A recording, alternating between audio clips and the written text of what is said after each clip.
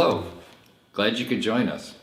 I'm Kevin Cott, and today I'm chatting with Marilyn Orr, who is the current president of the ICF Greater Austin chapter.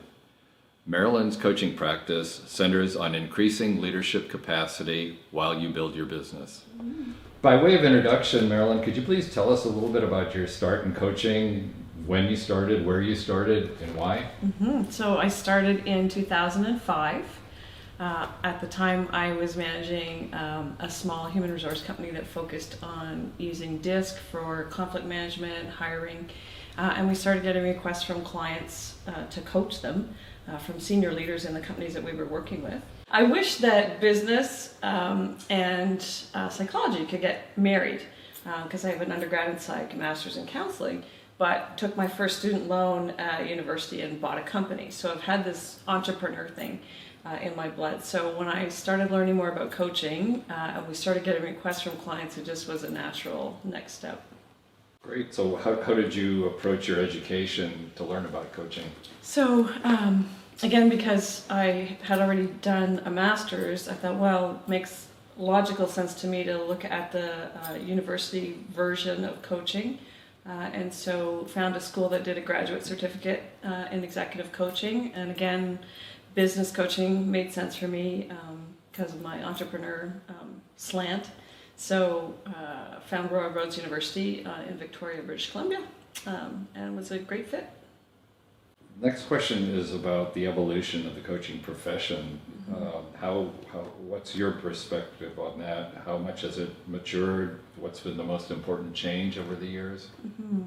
So for me, at this point, it's been 11 years, and one of the changes I've seen, I think, on the perspective of coaching outside of professionals, is that, when I started coaching, people still thought that you got a coach because something was broken, because you needed to work on something, versus that you got a coach because you were a go-getter, you were a high flyer. And I think that has changed, that the perception of that has changed, that people understand that coaching is for excellence. And so that's been a shift. And then I think within coaching, one of the wonderful things, I see it in our chapter here in Austin, is the diversity, that people who are trained as coaches are finding amazing little niches that, 10 years ago, 11 years ago, you were a life coach or a business coach. And I just, I'm sure it wasn't that black and white, but I'm seeing more and more diversity that allows, people to find a very unique coach for them. What's the most significant lesson that you've learned from a client? I'm an extrovert to the extreme. You just learned that? No, and you probably knew that already too.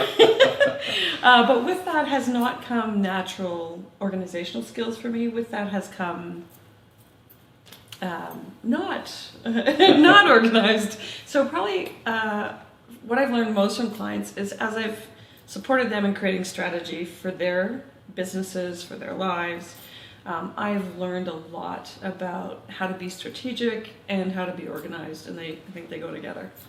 Okay, great. When you look back, what's been the most significant coaching moment for you? The moments have been moments where I've been silent when it's been an appropriate place for the client to be silent, and something is sinking deeper for that client, and there is this incredible moment of enlightenment for them, but also intimacy in the relationship, where you're sharing this very precious silent moment when something is just landing in a deeper way. Absolutely. That's wonderful. What changes do you want to see, or do you expect to see in the future for professional coaching? I think the word professional is the key there, and I think that as we move forward, our credentialing, our education, standardization will grow in its importance, and will help people that are wanting to hire a coach really be able to know that they're getting quality. We say that already as members of the ICF, but I think that's going to grow in its importance. It's been great chatting with you, Marilyn. Appreciate your time. Thanks so Kevin. much. Thank you.